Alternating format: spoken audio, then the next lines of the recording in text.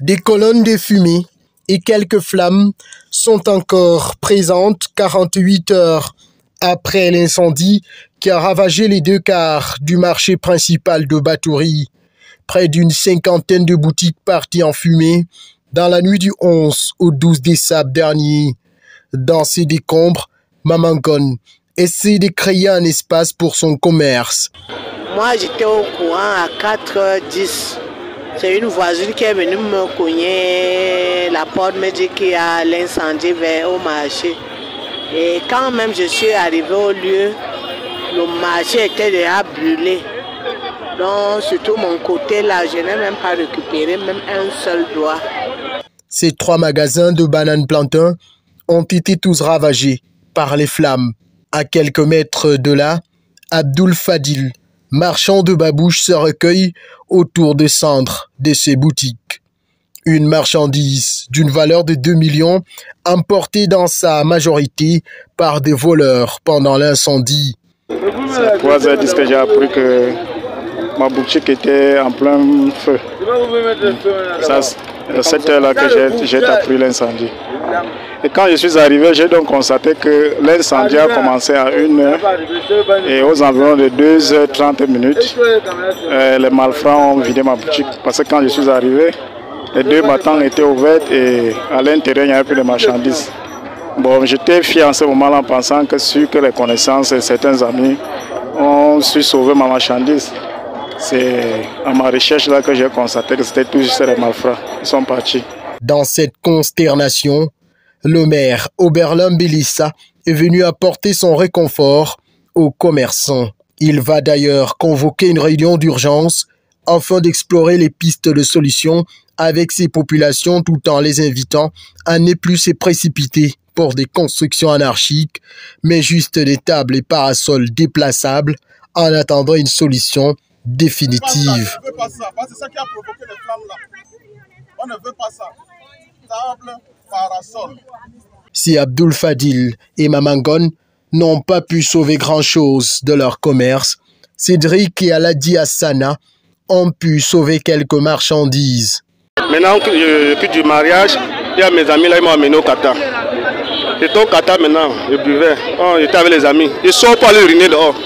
Un ami me dit que voilà le feu, Benoît même. Voilà le feu sur votre secteur. J'ai vu le feu, j'ai seulement pris la moto une fois.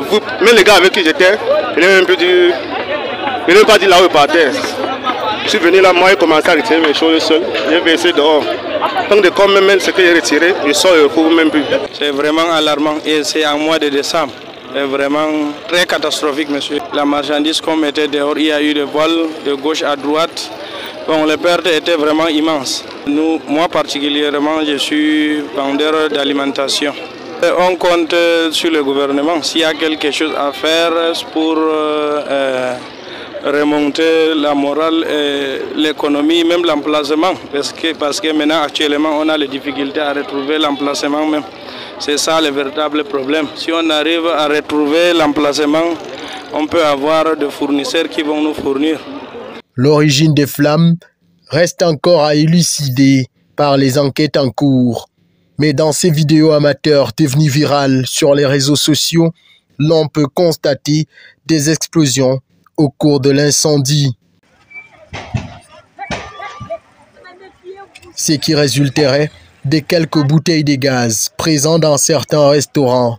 Ces bâtiments, au centre du marché, a stoppé la furie des flammes.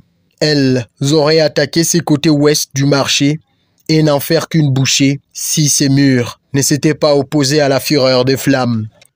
J'ai appris la nouvelle avec beaucoup de consternation, beaucoup de désolation.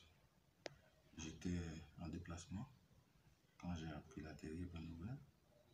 Et là, je suis revenu pour toucher du doigt la réalité de ce drame qui touche de nombreuses familles. Et surtout en cette période de fête de fin d'année.